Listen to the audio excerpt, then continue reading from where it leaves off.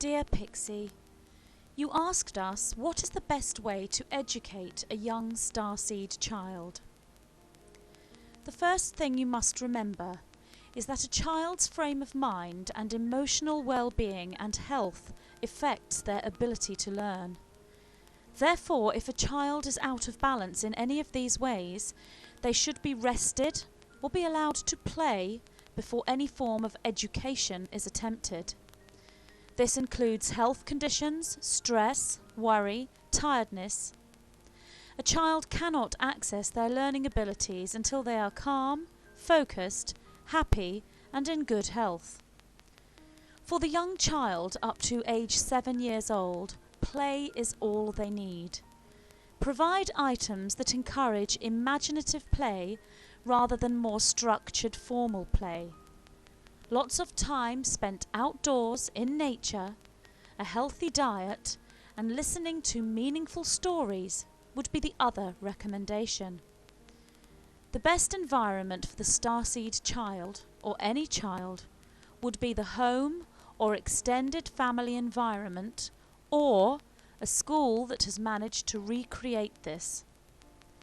The Waldorf-Steiner schools follow this kind of syllabus, but we ask you to always check the school and follow your intuitions and the communications with the aspect of yourself that is out of time.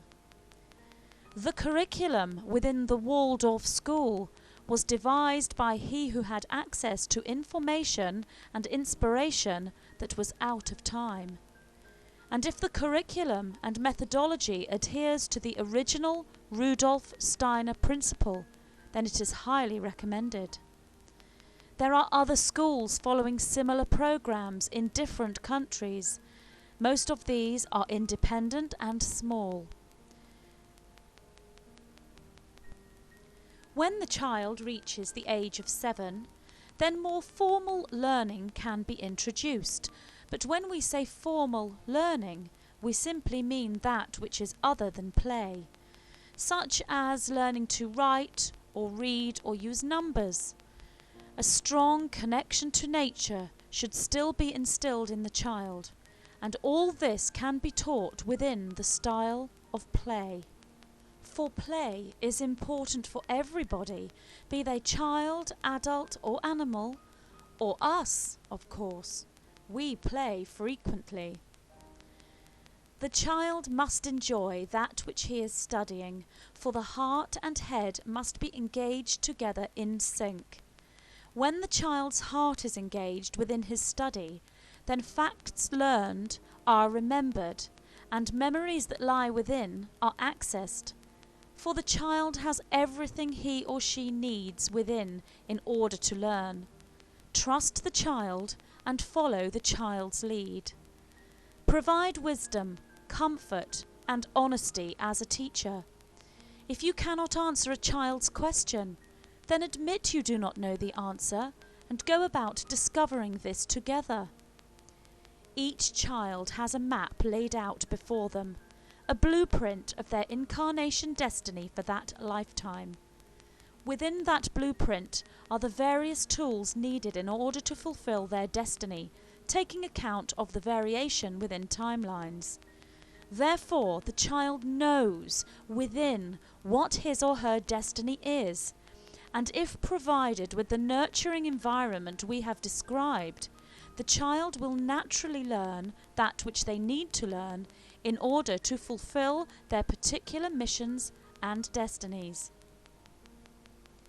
The child needs to feel safe and loved in order for this natural memory resource to be tapped into. The child must feel free. Free to learn when ready, free to rest when ready, and free to learn that which engages his heart. That which engages his heart will be that within the incarnate blueprint. Therefore, a good teacher is not a teacher, but a guide, a facilitator, and shall be he who embodies true unconditional love for the child. This person who leads this child shall stand back and let the child lead the way, Let the child find their own way and step in only when the child needs him. This is not to say, leave the child alone and let them do whatever they please. This is not the way. The way is to watch the child, be aware of his rhythms and needs, and to gently encourage, never push or force, and never scold. Always keep the child's imagination alive and guide him to the higher realms of imagination, of childhood wonder. For the imagination is the most powerful tool a child may have, and the Starseed's child's imagination is vast and vivid. And the imagination is the key to God's front door. This is the environment the Starseed child needs in order that he may have the very best start to his education on your earth. For education is just the relearning of that which is already known, or the accessing of knowledge that has always been within. Is this the kind of environment that is provided for most children within the state education systems of your world? We see that it is not. Although we see in your current timeline that there are a significant number of Starseed children who do have access to this environment through small, independent, alternative schools, or those who are educated in the environment of the home with their parents. We see in your timeline that an ever-growing number of children shall join the alternative schools or be taught at home. We see new small schools being formed by parents dissatisfied with the education system. We see this increasing.